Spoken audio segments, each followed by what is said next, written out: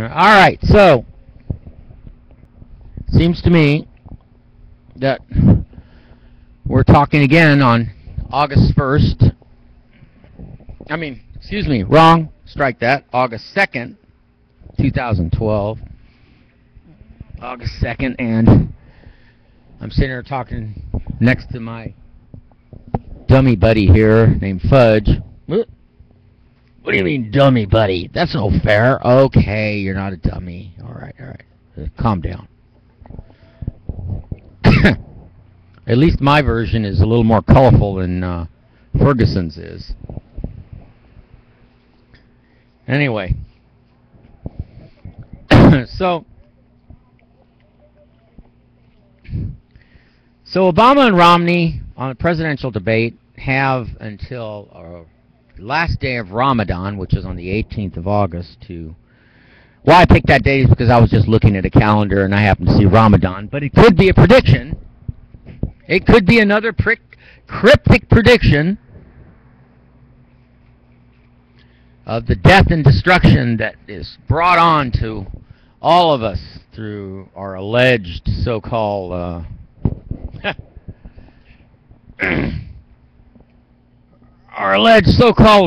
intelligence. I wouldn't call our society intelligent. I'd call it abusive. Abusive and used to chewing people up like me and then spit them out like they don't matter anymore. Now, don't get me wrong. A person is supposed to care about themselves enough to keep themselves from falling through the cracks. But if conditions and certain situations are manufactured and fabricated by the authorities to make a person fall through the cracks, now we're talking about a whole different ball game. And that's the ball game I'm talking about. I'm talking about the intentional abuse of people's rights like mine, and the theft, the intentional theft of my property over and over again.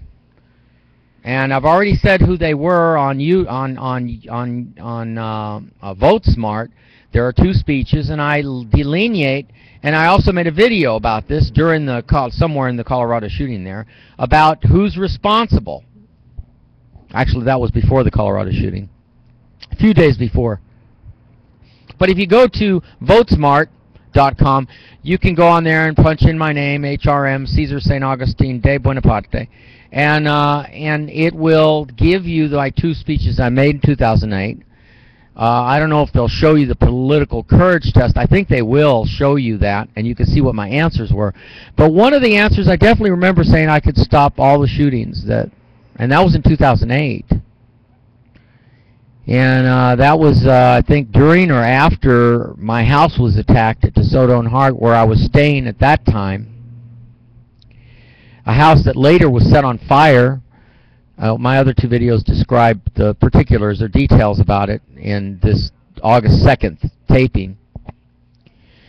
And it superimposes and compares what has happened to me in the past and what's happening now. Like that lady named Cyrus, the actress. She's glorified in the headlines in the news media how the police went to her house and it was all false alarm, and they're tracing the number to find out who made this and wasted the taxpayers' dollars. But nobody did that for me. When they call the SWAT team out there to that house, DeSoto and Hart, it's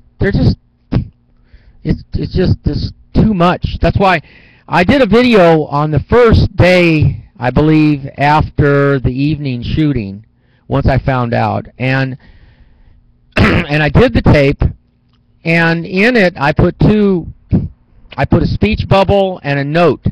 And the note says I refuse to see any doctors or anything like that for any of the ailments that I have, including my teeth, because I don't want to live anymore. They've taken my bus, my cars, my boats, and nobody cares. Nobody understands how much that meant to me, that by taking that stuff from me, you were murdering me. It's this, I know there are people in the world now, like the people who just lost their home in the volcano fire not too far away from here. They lost their whole house that they had for more than 23 years or whatever. And they go, well, at least we have our lives. Maybe they see things differently than I do. I placed a lot of importance on all the work equity that I put into my life. And that should not be disrespected. And that's what it was by LAPD. It was disrespected, and I was murdered by LAPD, parking enforcement, Howard Summers, Keystone Towing, Ross Baker Towing, all these people. I even tried to fight in court. You know, if they're going to auction your stuff off, it's one thing if you just give up, walk away, and you don't care if they have an auction. It's another to show up there and say, I really care. Isn't there somebody who's willing to help me? I don't have enough money to compete in the auction. Isn't there somebody that can help me? And instead, no. People are cold-blooded and sick. And so when you have a shooting like what happened in Colorado, what do you expect a person like me? You certainly don't want to walk up and ask me, what do you think? What do I think? You all deserved it. Everybody does. Everybody deserves the violence on the planet, because if you can invent a society like this that supposedly wants to walk their talk about being an upright citizen and walking your talk about freedom and liberty, and you can make a peaceful situation, then you can also make a war situation. If you're capable of creating wars, then you should be capable of creating peace. Permanently. But see, war is a controlled economy. There are a lot of evil, diabolical people at the highest places of the financial ladder that are demonically possessed to control the situation. Whatever the situations, especially the situational ironies. They just want to keep control. This is my place. I control it. This is my money. I control it. I control it. This is how they are. You can't, they don't do that publicly, but I swear to you, they're doing it in their mind. And if you could see truly what they're like in their mind, man, you'd pull them out of power, boy, like that, because that person really is dangerous. My God, look what they're doing. Worse than the person that walked in and did the Colorado shooting, because you have these people all over the place. That is physical, in-your-face violence. The even more dangerous violence is the subliminal, abstract violence which the rich people and the middle-class people do to this country. And that's a part of human nature, that once you get yourself safe and secure, you believe that you have more privilege than the person that's working 3 times as hard as you at the poor level. Hey, I don't have to explain this to any of you. There are psychologists, psychiatrists, there's all kinds of people, experts in the world, who have explained this to you. But instead, you've got people like me. Here I am, and I'm lying here on a concrete slab across from Starbucks. The only reason I'm here is because I can pick up the signal for being on the oh darn, I can pick up the signal from being on the I can pick up the signal from being here on Star Trek signal for being on their using their Wi-Fi hookup. I was having trouble with my pillow here. I get tired of sitting on this. I did have a pillow here, but somebody stole it, you know. I can't carry everything with me, and now I have till the middle of August to move out of the storages, and my other disabled friends want to move out of there too, and no one will come forward to say, hey, I've got a big, huge warehouse, I'll rent it to you for $500 a month, you know, just to get you guys a place where you can be. But no, there's nothing. Nobody comes forward. Nobody wants to help. And this has been going on for years. This is not a situation that just happened. For me, it's been 3 years. For a neighboring friend who I won't mention his name right now for protection, because I have to protect them. He wants to be out of here. He lost his house.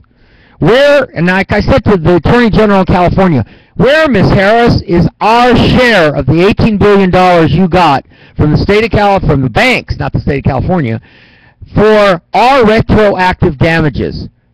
Where are mine? From the LAPD, the fire department, building and safety, all these people were way. Did you know they spent $15,000 to clean up my house there that they claimed was in violation? Okay, if it was that bad, couldn't you just give me the $15,000 so I could move to Colorado before before you took everything from me again? No, they would rather come there, destroy my life, take everything I'd worked for and collected, which they claim was junk, which wasn't. It was secondhand resource material.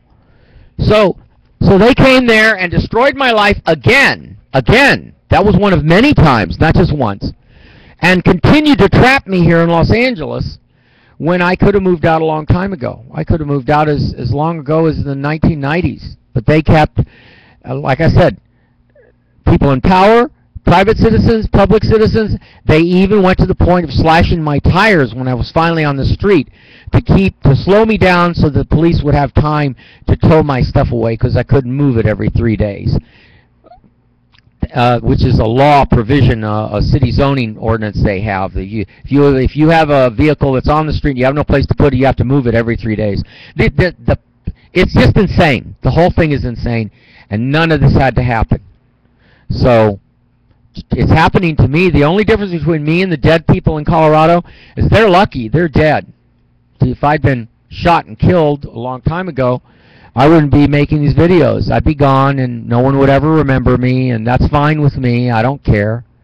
If there is reincarnation or there is an afterlife, well, maybe all you people that have mistreated me will pay for it. But I have no way of proving that there is or isn't an afterlife.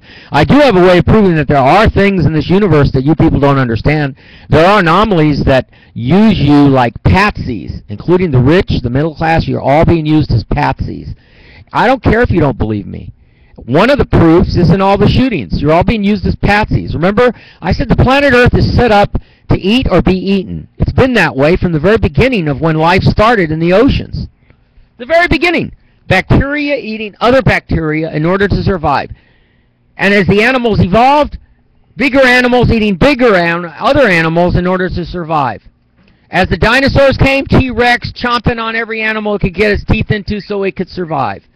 And as human evolution happened, one animal beating another so they could either take the girl they wanted or take the food they wanted, or the wars that you people have had. It's all kill or be killed, killed or be killed, killed or be killed, eat or be eaten. So if there's that much eat or be eaten, and that's the law of planet Earth, and if there are invisible entities, they need their energy too, so where are they getting it from? Like in the movie The Matrix. They're getting their energy from all of you living and dying, causing each other pain and agony. Instead of finding peaceful, calm solutions, you look for destructive solutions. That includes James Holmes or Charles Whitman in the 1960s that shot up a bunch of people, or the mad bomber in New York who bombed the electric company because he did that blah, blah, blah, or the hundreds of thousands of people that have been involved in violence. It all releases when someone experiences the violence, a rape. There's energy that's being exchanged. You don't understand how the quantum matrix works. I'm talking about the real thing, not the movie. The quantum matrix in the universe, the dark matter that connects everything. It lives and thrives off the energy of others. And one energy, if it's dominant over another, will eat another energy. It will consume another energy like a black hole.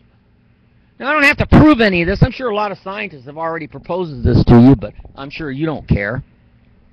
We're at 13 minutes into the video, and no one's showing up here at Starbucks with a big, huge truck saying, "Hey, Ches, we'd really like to help you get out of here. This is not right. You can't even get your teeth fixed. You can't see any doctors." I can't. I've broken out with some kind of psoriasis, which is probably from a burn when half my body got burnt in an accident many years ago.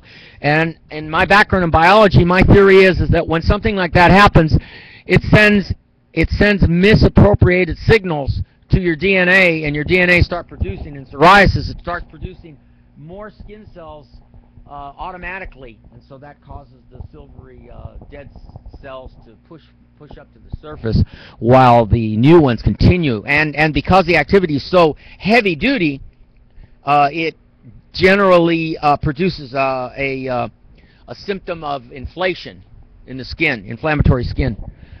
But anyway, So I don't care, you know, and my teeth are all cracked from grinding my teeth from the stress that your society caused on me by taking my cars, my boats, my motorhome, by taking my life's dreams, not dreams, my life's concrete goals and destroying them. So why should I believe in any of you when you don't believe in me? And if I do have and hold the keys to the secrets of how to solve a lot of the Earth's problems, remember, mental giants are like Russian roulette. You never know where they're going to pop up from. And you're making me an absolute permanent enemy. Every human being on Earth's life is in jeopardy right now. That I can tell you for sure. Every human being on the Earth. And it may not be from a meteor or a comet hitting the Earth or anything like that. It's from something entirely different. And some of it behind it is your own lack of wanting to do anything about it. So it isn't gun control. It isn't taking away all that. It's changing the human psyche, the psychology. And the only way you can do that is for everyone to follow one leader. You can't do it with all these people. There's too many cooks in the kitchen. One leader who understands, who's never hurt anybody, and who understands, he or she, or even a group of people that really do understand what the right things to do are. And you have to follow our orders without question. You can propose different ideas challenging whatever our orders would be or our suggestions would be, but that would have to be investigated and studied more thoroughly in order to come to a final decision. But there are procedures, of course, common sense procedures that you need in order to run a society.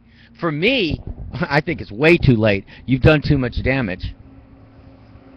You know how much pain, if somebody came up right now, you know how much pain I would have to go through to have every one of my teeth implanted? The last dentist that looked in my mouth, which was about 3 years ago, said it would take like $20,000 to fix my teeth properly so I could eat again normally like you people that have your teeth. And I did fix my teeth in the past. I had 6 crowns in my mouth, and my teeth were pretty well doing okay until the harassment started, and then I couldn't pay attention to holding on to protecting my possessions, and then a situational irony, protecting my possessions versus going to the dentist constantly to take care of a problem that was being created by you people. So it's now 17 minutes into the videotaping, and we're going to now stop this video, and maybe, I don't know if I'm going to do another one right now. I don't know what to do today. I'm very, very lost. I'm wandering again now because I don't know. I'm in a quandary. I don't know how to get out of this. I've got to find somebody that has a warehouse, that has a big compassionate heart and is willing to. And it's not like we can't help back. I have a church on paper that can give vouchers to anybody as a write-off for anything that we exchange in any kind of negotiated deal of some place that I can hide where nobody can see where I'm at or knows where I'm at, so I can continue my research, and even the government doesn't know where I'm at because that's why I don't want to do that in this country. I want to go to another country someplace.